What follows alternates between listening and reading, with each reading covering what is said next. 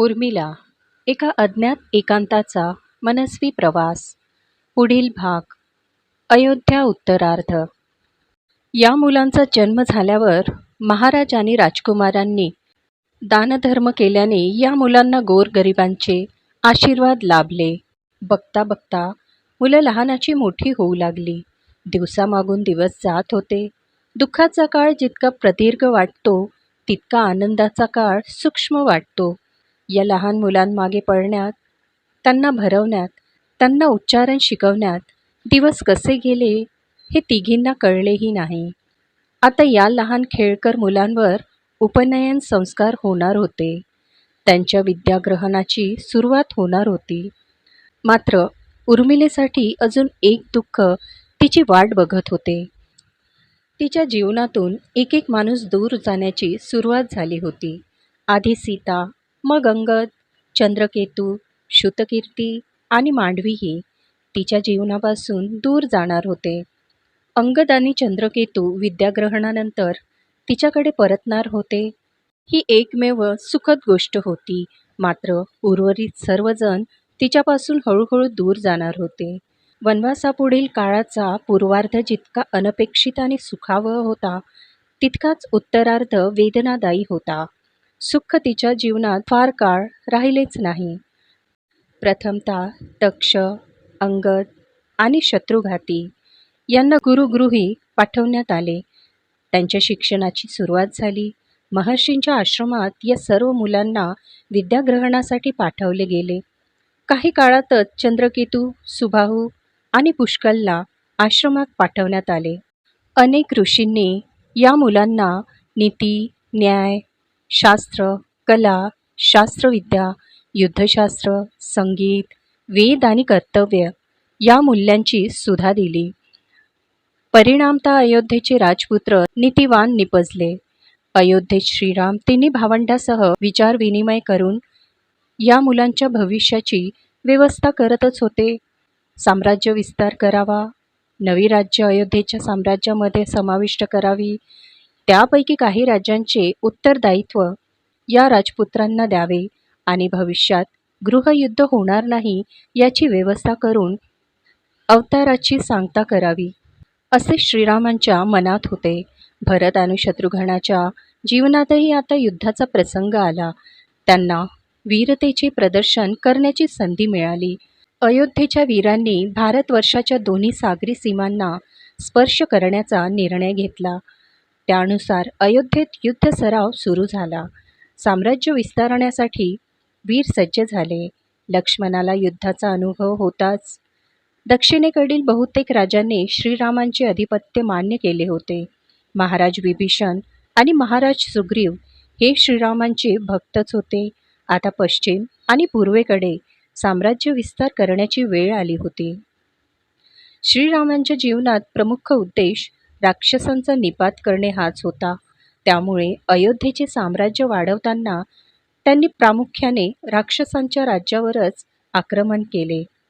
सर्वप्रथम श्रीरामांना लवणासुराच्या मधुपुरीवर आक्रमण करावे लागले. त्या राक्षसाने सर्व ऋषीमुनींना मारण्याचा निश्चयच केला होता. एके दिवशी सर्व ऋषीगण श्रीरामांच्या राज्यसभेत येऊन विनवणी करू लागले. हे अयोध्या नरेश, तुम्ही कायमच ऋषीगणांचे संरक्षण केले आहे. अगदी किशोरावस्थापासूनच तुम्ही राक्षसांचा वध करून धर्माचे रक्षण करत आहात. राक्षसांच्या राजालाही तुमच्या सामर्थ्यवान हातानेच ठार केले होते. राजन, मधुपुरी नामक राज्यात लवणासूर नावाचा राक्षस राज्य करत आहे. त्याच्या राज्यातील केवळ प्रजाच नव्हे तर अगदी पशु देखील लवणासुराच्या अत्याचारामुळे त्रासले आहेत. तुम्हीच आमचे रक्षण करू शकता, ऋषीगण आकांताने श्रीरामांना म्हणाले. ऋषीवर, आम्ही त्या राक्षसाला अवश्य दंडित करू, किंतु त्या राक्षसाने नेमका काय अनाचार केला आहे सांगावे, जेणेकरून त्यानुसार त्या राक्षसाला दंड देता येईल. श्रीरामाने नम्रतापूर्वक विचारले. राजन, तो राक्षस दिसेल त्या प्राण्याला मारून त्याचे भक्षण करतो. त्याच्यात मनुष्यत्वाचा एकही अंश नाही. त्यांनी ऋषीगणांना वैरी मानले आहे. पशुसह ऋषींनाही ठार मारत मनुष्य देहाचे भक्षण करताना त्याला लज्जा किंवा भीती वाटत नाही. तो आश्रमांना केवळ जाळत नाही, तर आश्रमातील शिष्यांनाही त्याच्या राजप्रसादात नेतो. त्या कोवळ्या मुलांचे भक्षण करतो. या राक्षसाला मृत्यूच रोखू शकतो. रघुनंदन, या राक्षसाला मृत्यूदंड देण्यात यावे. सर्व ऋषींनी मृत्यूदंडाची मागणी केली. लवणासुराने केलेले गुन्हे अक्षम्य आणि मृत्यूदंडास पात्र होते. त्यामुळे श्रीरामांनी लक्ष्मणाला सांगितले, लक्ष्मण, त्वरित या ऋषीगणांसह मधुपुरी या क्षेत्री जा. ते नगर देवतांनी वसले होते. त्यावर या मनुष्यभक्षी राक्षसाने राज्य करणे योग्य नाही. त्याचा वध कर.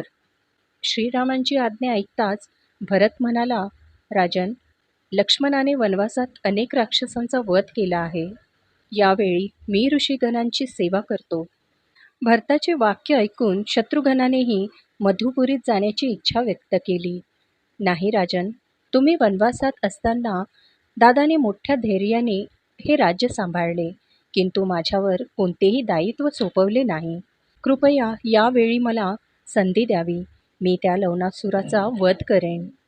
शत्रुघ्नाला त्याच्या पराक्रमाचे प्रदर्शन करण्याची संधी देणे उचित ठरले. बंधू, या ऋषीगणांना, मधुपुरीच्या प्रजेला आणि निर्दोष पशूंना त्या लवणासुराच्या त्रासातून मुक्त कर.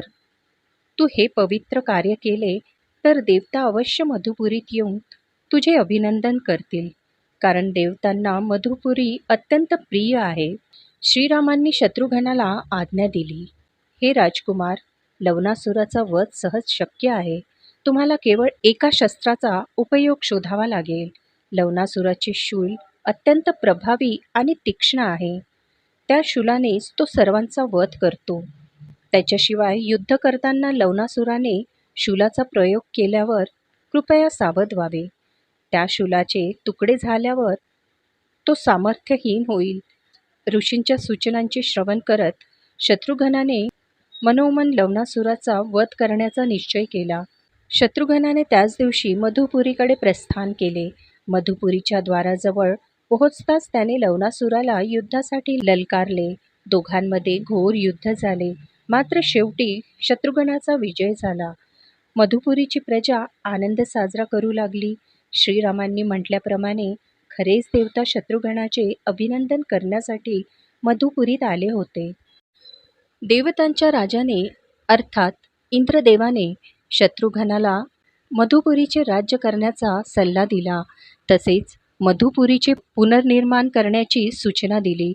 शत्रुघ्नाला तो प्रदेश भावला होता. त्याने किमान एक तप तरी या राज्यात राहण्याचा निर्णय घेतला. मधुपुरी जिंकून अयोध्येत परतलेल्या शत्रुघ्नाने त्याचे मनोरथ श्रीरामांना सांगितले. श्रीरामांच्या मनातही राजपुत्रांमध्ये साम्राज्याचे विभाजन करण्याचा विचार स्थिरावला होता. प्रत्येक राजकुमाराच्या पुत्राला राज्याचा एक भाग द्यावा आणि प्रत्येकाला राजकारभाराची समान संधी द्यावी, असे श्रीरामांनी ठरवले होते. मधुपुरीचे राज्य शत्रुघ्नाला दिले म्हणजे त्याची कुटुंब मधुपुरीला स्थलांतरित होईल. हे शत्रुघ्नाच्या दोन्ही पुत्रांना ते राज्य देता येईल, असा विचार करून श्रीरामांनी शत्रुघ्नाला मधुपुरीचे राज्य दिले. शत्रुघ्नाचे मधुपुरीला जाणे म्हणजे श्रुतकीर्तीचे अयोध्येतून जाणे. तिन्ही बहिणींची मुले त्यांच्यापासून दूर आश्रमात शिक्षण घेत होती. आता श्रुतकीर्तीही उर्मिला आणि मांडवीपासून दूर जाणार होती. श्रुतकीर्तीला निरोप देण्यासाठी दोघी बहिणी तिच्या प्रासादात आल्या. एकमेकींना आलिंगन देऊन त्यांनी दुःख व्यक्त केले. ताई, शत्रुघाती आणि सुबाहू अयोध्येजवळच आश्रमात आहेत. त्यांचे शिक्षण पूर्ण झाल्यावरच ते मधुपुरीत येतील. पण त्यांचे शिक्षण पूर्ण होईपर्यंत त्यांच्याकडे लक्ष ठेवा. ते तुमचेच पुत्र आहेत. महर्षीकडून त्यांच्या प्रगतीचा आढावा घ्या. श्रुतकीर्तीने ओल्या डोळ्यांनी दोघींना सांगितले. तू त्या दोघांची मुळीच चिंता करू नकोस. आम्ही त्याच्या प्रगतीकडे अवश्य लक्ष ठेवू. मधुपुरीच्या उत्तराधिकाऱ्याकडे दुर्लक्ष करून कसे चालेल बरं? त्यांच्याकडे विशेष लक्ष द्यायला हवे, मांडवी म्हणाली. महाराजांच्या औदार्यामुळेच त्या दोघांना युवराज होण्याचा सन्मान प्राप्त झाला आहे. अनुजांच्या पुत्रांचा विचार करणारे सम्राट विश्वाने पाहिले नसतील. श्रुतकीर्तीने श्रीरामांचे आभार मानले. हो, सूर्यवंशाचे हे 2 सुकुमार अयोध्येबाहेरही वंशाचा गौरव वाढवणार आहेत. हे किती स्तुत्य आहे. संपूर्ण भारतवर्षात इक्ष्वाकू वंशाचे राज्य स्थैर्य आणि शांती प्रस्थापित करतील. उर्मिलेने तिचे मत व्यक्त केले. पण आता आपली प्रतिदिन भेट होणार नाही. पुन्हा एकदा तुमच्यापासून दूर जावे लागेल, श्रुतकीर्ती हुंदका दाबत म्हणाली. तिला सावरत मांडवी म्हणाली, हा तर आयुष्याचा प्राथमिक सिद्धांत आहे. इथे कोणतीही गोष्ट शाश्वत नाही. त्यामुळे तू दुःखी न होता या आनंदाचा स्वीकार कर. काहीतरी प्राप्त करण्यासाठी काहीतरी गमवावे लागतेच. आम्ही तुझी आठवण येताच मधुपुरीला येऊ शकू. मांडवीने समजावल्यावरही श्रुतकीर्तीचे अश्रू थांबले नाही. ती मांडवीच्या खांद्यावर डोके ठेवून रडू लागली. उर्मिलेच्या आणि मांडवीच्या डोळ्यातूनही अश्रूंच्या धारा वाहू लागल्या. या भावपूर्ण वातावरणातच दोघींनी श्रुतकीर्तीला निरोप दिला. श्रुतकीर्ती आणि शत्रुघ्न यांना मधुपुरीत जाऊन काहीच दिवस झाले होते. मात्र श्रीरामांनी काही दिवसातच त्यांना परत बोलावले. इतक्या लवकर अयोध्येत परतावे लागेल असे त्या दोघांना वाटले नव्हते. मात्र श्रीरामांसह संपूर्ण अयोध्या शोकसागरात बुडाली होती. माता कौसल्या, माता कैकेयी आणि माता सुमित्रा यांनी देह ठेवला. मातेच्या निधनामुळे 4ही भावांना अतीव दुःख झाले. केवळ राजकुमारच नव्हे तर त्यांच्या पत्नी देखील राजमातांच्या जाण्याने दुःखी झाल्या होत्या. कारण विरहवासात असताना त्यांच्या समवेत केवळ या राजमाताच होत्या. त्या सर्वांमध्ये स्नेहसंबंध प्रस्थापित झाले होते. राजमातांच्या अकस्मात जाण्याने उर्मिला, मांडवी आणि श्रुतकीर्तीला जणू त्यांचीच माता गेली असे वाटले. उर्मिलेने 14 वर्ष 2 बहिणीसह आणि या 3 राजमातासह व्यतीत केली होती. तिच्या जीवनातून एक एक व्यक्ती दूर जात होते. येणारा काळ तिच्यासाठी मुळीच सुखावह नव्हता. किंबहुना जे सुख तिच्या नशिबी होते ते सर्व उपभोगून झाले होते. आता तसे निर्मळ आणि अकृत्रिम सुख तिला मृत्यूपर्यंत लाभणार नव्हते. यानंतर तिला प्रिय असणारी प्रत्येक व्यक्ती तिच्यापासून दूर जाणार होती. राजमातांच्या निधनानंतर काही मासांनी सर्व काही पुन्हा पूर्ववत होऊ लागले. ज्याप्रमाणे काळ बोचरा दुःख देऊ शकतो त्याचप्रमाणे त्या दुःखाची तीव्रताही कमी करू शकतो. किंतु दुःखाची एक लाट ओसरली की दुसरी लाट येतेच. उर्मिलेच्या जीवनात आलेले दुःखाची पुढील लाट अतिशय वेदनादायी होती. ती लाट म्हणजे तिला लक्ष्मणानंतर प्रिय असणाऱ्या दुसऱ्या व्यक्तीचा, सीतेचा अकाली मृत्यू.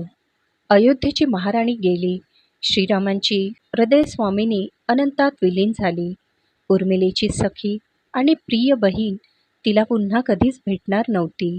श्रीरामांनी अश्वमेध यज्ञ करण्याचा निश्चय केला. तेव्हा सीतेला तिच्या 2 पुत्रांसह अयोध्येत न्यावे असे महर्षी वाल्मिकींना वाटले.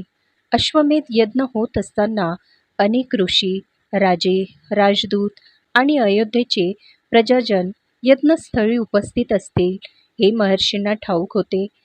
तीच लव आणि कुश यांना सर्वात सक्षम येण्याची योग्य वेळ आहे असे ऋषींचे मत होते. त्यानुसार त्यांनी प्रथमतः लव आणि कुश यांना यज्ञस्थळी आणले आणि रामायणाचे गायन करण्याची सूचना दिली. किशोरावस्थेत असणाऱ्या लव आणि कुश यांनी रामायणाचे गायन करून सर्वांना मंत्रमुग्ध केले. रामायणाचे गायन संपल्यावर महर्षींनी लव आणि कुश यांचा परिचय सांगितला. सर्व आश्चर्यचकित झाले. सर्वांना अत्यंत आनंद झाला. लक्ष्मण, शत्रुघ्न, भरत, उर्मिला, मांडवी आणि श्रुतकीर्ती आणि स्वतः श्रीरामांचे अंतःकरणही आनंदमय झाले. महर्षींनी सीतेलाही सर्व सक्षम येण्याची सूचना दिली आणि सीतेचे पावित्र्य प्रजेसमोर उद्वत केले. तिच्या पवित्र्यावर शंका उपस्थित करून अयोध्यावासियांनी केलेली चूक महर्षीच्या बोलण्यामुळे सर्वांच्या लक्षात आली. मात्र आता सीतेला जगण्याची इच्छा नव्हती. किती काळ स्वतःचे पावित्र्य सिद्ध करायचे, किती काळ अपमानित होत जगायचे या विचारांमुळे तिला स्वर्गरोहणाची इच्छा झाली. सीतेने तिथेच देह ठेवला. एका त्यागमय जीवनाचा हा असा शेवट झाला. अयोध्येत दुःखाचा काळोख पसरला.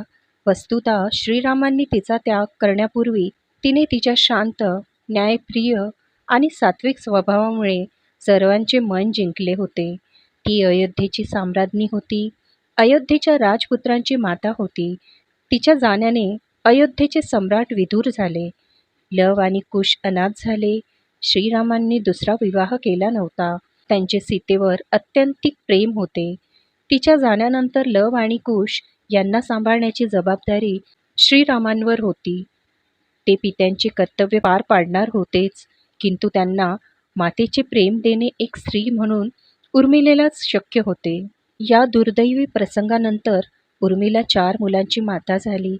उर्मिलेच्या जीवनात केवळ दुःख शाश्वत होते. 14 वर्षाचा एकांतवास, श्रुतकीर्तीचे स्थलांतर, राजमातांचा मृत्यू आणि प्रिय बहिणीचे स्वर्गारोहण. तिच्या दुःखाला विराम नव्हता. ज्या बहिणी समवेत बालपण अनुभवले, जिच्या समवेत एकाच मांडवात विवाह झाला, जिच्या समवेत मातृत्वाचा अनुभव घेतला, ती सीता उर्मिलेला यापुढे कधीही भेटणार नव्हती. तिचा गतप्राण देह बघून उर्मिलेच्या अंतःकरणाचा एक भाग कायमचा तुटला, नष्ट झाला. सीतेचा मृत्यू हा उर्मिलेच्या जीवनातील दुःखाचा परमोच्च बिंदू होता. उर्मिलेला सीता प्राणाहून प्रिय होती. सीतेनेही अगदी बालपणापासून उर्मिलेवर अकृत्रिम आणि निर्वाज्य प्रेम केले होते. उर्मिलेच्या जीवनात सीतेचे स्थान दुसरे कुणीही घेऊ शकत नव्हते. लक्ष्मण आणि भरत श्रीरामांना आधार देत होते. उर्मिलेच्या सांत्वनासाठी मांडवी तिच्या जवळ आली.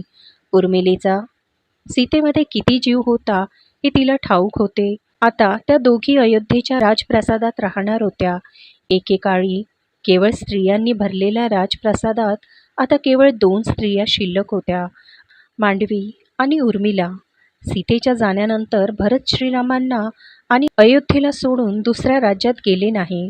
त्यांनी त्यांच्या पुत्रांना वेगवेगळ्या राज्याचे राजकीय प्रतिनिधित्व दिले, मात्र ते स्वतः श्रीरामांना सोडून गेले नाही. लक्ष्मण श्रीरामापासून दूर जाणे शक्यच नव्हते. त्यामुळे उर्मिलेसमोर आता 2 पर्याय होते. तिच्या पुत्रांना जे राज्य दिले जाईल त्या राज्यात पुत्रासह राहणे किंवा लक्ष्मणासह अयोध्येत राहणे. यावेळी नशिबाने तिला केवळ दुःख दिले नव्हते, तर तिच्यासमोर हा पेचही उभा केला होता. काही दिवसातच महर्षी वाल्मिकींच्या आश्रमातून सर्व राजपुत्र अयोध्येत परतणार होते. अंगद आणि चंद्रकेतू यांच्यासह लव आणि कुश अयोध्येत येणार होते. उर्मिलाच त्यांना मातेचे प्रेम आणि वात्सल्य देऊ शकणार होती. सीतेच्या दोन्ही मुलांना दुःखातून सावरण्याकरिता तिचे अयोध्येत राहणे आवश्यक होते. राजप्रासादात परतल्यावर माता सीता आता आपल्यासोबत नाही हे पुन्हा जाणवल्याने लव आणि कुश या दोघांना अतिशय दुःख झाले. श्रीरामांनी या दोन्ही पुत्रांचे सांत्वन केले, त्यांचा मनपूर्वक स्वीकार केला. ते अयोध्येचे उत्तराधिकारी झाले. शत्रुघ्नाचे पुत्र सुबाहू आणि शत्रुघाती विद्याग्रहण पूर्ण झाल्यावर परस्पर मधुपुरी या नगरी गेले. श्रीराम, भरत आणि लक्ष्मणाचे पुत्र अयोध्येत वाढत होते. ते सर्व प्रत्यक्ष राजकारभारात लक्ष घालू लागले. राजसभेत तरुणांच्या उपस्थितीमुळे नवा उत्साह संचारू लागला. तरुणांचे ज्ञान अद्ययावत होते. या 6 तरुणांच्या बुद्धिमत्तेमुळे श्रीराम प्रभावित झाले होते. हे सर्व राजपुत्र आता सिंहासनावर बसण्यास योग्य झाले होते. हे ओळखून श्रीरामांनी एक योजना आखली. शत्रुघ्नाच्या मुलांसाठी मधुपुरीतच 2 नगरांची निर्मिती होणार होती.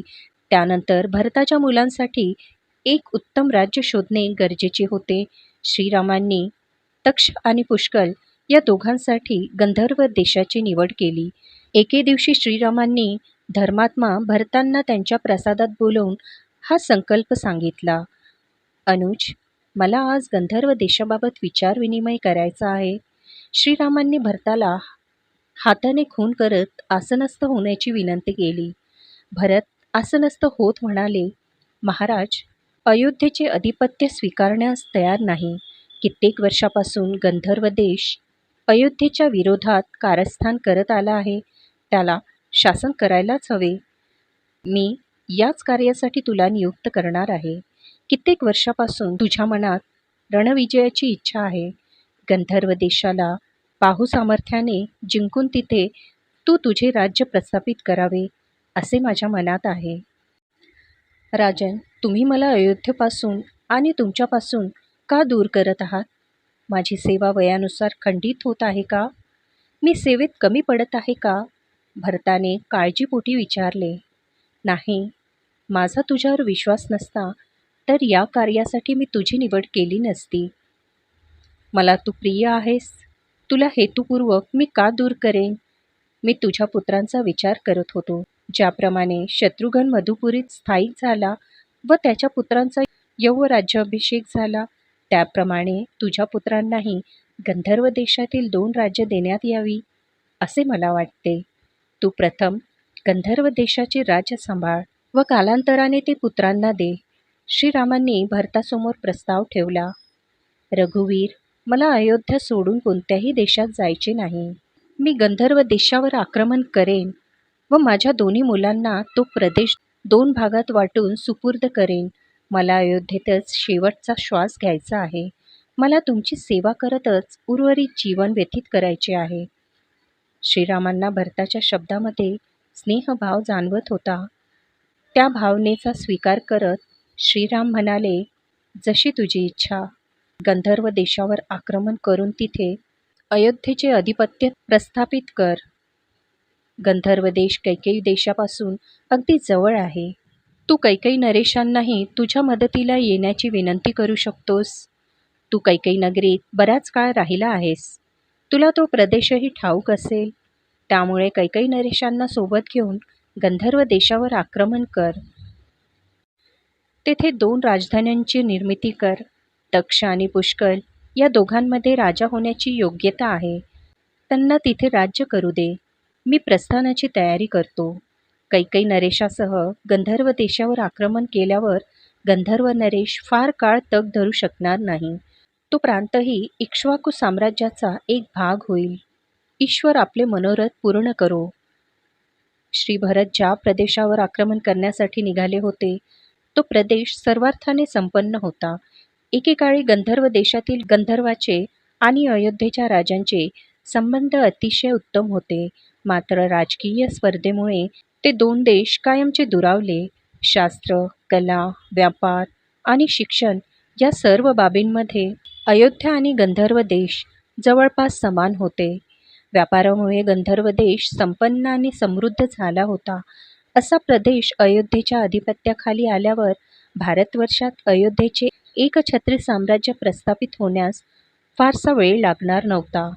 भरताने कैकेयी नरेशांच्या सैन्यासह गंधर्व देशावर आक्रमण केले. कोट्यावधी गंधर्व अयोध्येच्या सैन्याविरुद्ध पेटून उठले. घोर युद्ध झाले. युद्धामध्ये भरतपुत्र तक्ष आणि पुष्कळ या दोघांनी अपूर्व पराक्रम गाजवले. कित्येक शत्रूंचा संहार करत हे दोन्ही राजपुत्र गंधर्व देशात शिरले. भरतांनीही अनेक महारथींना ठार मारले. युद्धात अयोध्येचा विजय झाला. गंधर्व देशाच्या राजधानीतील सर्वत्र पडक्या इमारती आणि जळके वाडेच दिसत होते. त्या नगरीला पुन्हा वसवण्याचे कार्य भरतांनी सुरू केले. भरतांनी या राजधानीपासून दूर एक नवे शहर वसवण्याची आज्ञा सैनिकांना दिली. गंधर्व देशाचे 2 भाग करून तक्ष आणि पुष्कळ या दोघांना त्या राज्याचे राजे म्हणून नियुक्त केले. तक्ष हा तक्षशिलेचा आणि पुष्कळ हा पुष्कलावत या राज्याचा राजा झाला. दोघांचा राज्याभिषेक झाल्यावर भरत अयोध्येत परत आले. कालांतराने मांडवी तिच्या 2 मुलांकडे गेली. अजून तिच्या पुत्रांचा विवाह व्हायचा होता. ते कर्तव्य पार पाडल्यावरच मांडवी अयोध्येत परतणार होती. मांडवीने उर्मिलेचा निरोप घेतला. यावेळी उर्मिलेला दुःख झाले खरे, मात्र यावेळी दुःख व्यक्त करण्याची पद्धत बदलली. जीवनात चढ उतार येतातच. अनेक व्यक्ती दूर जातात आणि नव्या भूमिकांना स्वीकारावे लागते, हे तिला समजले होते. तिने जीवनाचे हे सत्य स्वीकारले होते. त्यामुळे यावेळी अश्रू ढाळण्यापेक्षा मांडवीला पुढील जीवनासाठी शुभेच्छा देत आनंदाने निरोप देणेच उर्मिलेला उचित वाटले. श्रुतकीर्ती आणि मांडवी या दोघींच्या मुलांना 4 स्वतंत्र राज्य मिळाली होती. यानंतर अर्थातच अंगद आणि चंद्रकेतू या दोघांचा विचार श्रीराम करत असणार हे उर्मिलेला ठाऊक होते. मुलांना कोणते राज्य मिळेल याबाबत तिच्या मनात उत्सुकता होती. मुलांचा राज्याभिषेक सोहळा बघणे हाच उर्वरित जीवनातील अत्यंत आनंदाचा क्षण असणार हे उर्मिलेला ठाऊक होते. एकदा राजसभेत अंगद आणि चंद्रकेतू या दोघांकरिता योग्य राज्य शोधण्याचा निर्णय निघाला. श्रीराम भरताला म्हणाले, अनुज, शत्रुघ्नाच्या पुत्रांना आणि तुझ्या पुत्रांना अतिशय उत्तम राज्य प्राप्त झाली. ते चौघे यशस्वीपणे राज्य सांभाळत आहे. आता लक्ष्मणाच्या दोन्ही पुत्रांकरिता एखादे सुंदर आणि रमणीय राज्य शोधायला हवे. तुझ्या मते त्या दोघांना कोणते राज्य दिले जावे? लक्ष्मण श्रीरामांच्या उजव्या बाजूला बसला होता. त्याच्या पुत्रांचा विषय निघाला तरीही तो स्वतःहून काहीच बोलला नाही. श्रीरामांच्या प्रश्नांना उत्तर देत भरत म्हणाले, राजन, कारुपत नावाचे एक सुंदर राज्य उर्मिला कुमारांच्या स्वाधीन करावे. ते राज्य एका विशेष कारणासाठी ओळखले जाते. ते राज्य निसर्ग संपदेने इतके संपन्न आहे की तिथे कुणालाही रोग जडत नाही. तिथले वातावरण निर्मळ आणि स्वच्छ आहे. त्या प्रांताचे 2 भाग करून अंगद आणि चंद्रकेतू या दोघांना देण्यात यावे. लक्ष्मण, तुझे काय मत आहे? राजन, मी केवळ तुमच्या आज्ञेचे पालन करेन, लक्ष्मण नम्रतेने म्हणाला. हे धर्मात्मा भरत, तू उर्मिला कुमारांचा बराच विचार केला आहे असे दिसते. त्या दोघांसाठी कारुपत प्रदेशात नेमके कुठे आणि कसे नगर वसवले जावे याचाही तू विचार केलाच असेल. या सभेपुढे तुझे मत व्यक्त कर. राजन, कारुपत प्रांत अतिशय सुंदर असला तरी तिथे स्थैर्य प्रस्थापित करणे गरजेचे आहे. पुत्र चंद्रकेतू हा मल्लयुद्ध निपुण आहे. त्याला शक्तीचा उपयोग कसा करावा हे ठाऊक आहे. मात्र कारुपत प्रांतात शक्तीने नव्हे तर युक्तीने स्थैर्य प्रस्थापित करायला हवे. त्या प्रांतात एका भागाला चंद्रकांत हे नाव द्यावे व त्या राज्यावर चंद्रकेतूचे राज्य प्रस्थापित व्हावे. मी स्वतः त्यांचे मार्गदर्शन करण्याकरिता वर्षभर चंद्रकांत नगरीत निवास करेन. चंद्रकेतू मला प्रिय आहे. राजकुमार अंगदच्या नगरीचे नाव काय असावे? अंगदच्या नगरीचे नाव अंगदीय असे असावे. तिथे लक्ष्मणाने स्वतः वर्षभर निवास करावा व अंगदाचे मार्गदर्शन करावे. त्या दोन्ही राज्यामध्ये स्थैर्य प्रस्थापित होताच आम्ही अयोध्येकडे प्रस्थान करू. भरताचा प्रस्ताव श्रीरामांनाही आवडला. अतिउत्तम, असेच करावे. तू लक्ष्मणासह कारुपतकडे प्रस्थान कर. तिथे या 2 नगरांना वसवून राजपुत्रांचा राज्याभिषेक कर. धन्यवाद महाराज. चंद्रकेतू आणि अंगद तुमच्या सेवेत सदैव तत्पर असतील. लक्ष्मणाने श्रीरामांना वंदन केले. लक्ष्मण, आपण अयोध्येत परतल्यावर सर्वप्रथम राजकुमार लव आणि कुश या दोघांचा यौवराज्याभिषेक करायचा आहे. वस्तुतः ते दोघे या भावंडांमध्ये ज्येष्ठ आहेत. इतर सर्वांचा राज्याभिषेक व्हावा आणि या दोघांचा होऊ नये हे काही योग्य नाही. भरताने त्याचे मत मांडले. या दोघांचा राज्याभिषेक करण्यापूर्वी अयोध्येची 2 भागात विभागणी करावी लागणार आहे. या साम्राज्याचे विभाजन कसे करावे याबाबत मी अद्याप कोणताही निर्णय घेतला नाही. माझा विचार सुरू आहे. लवकरच याबाबत निर्णय घेऊन लव आणि कुश या दोघांचा राज्याभिषेक केला जाईल.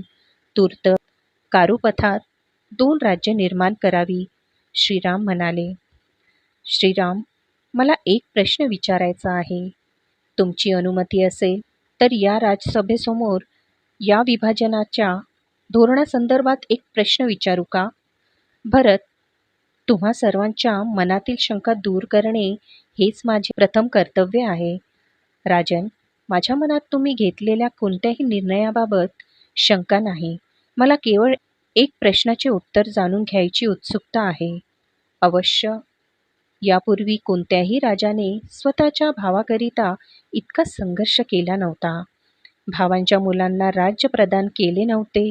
सम्राट इक्ष्वाकूंनीही त्यांच्या पुत्रांना सिंहासनावर बसविले, मग तुम्ही आम्हा सर्वांसाठी इतके कष्ट का घेतले?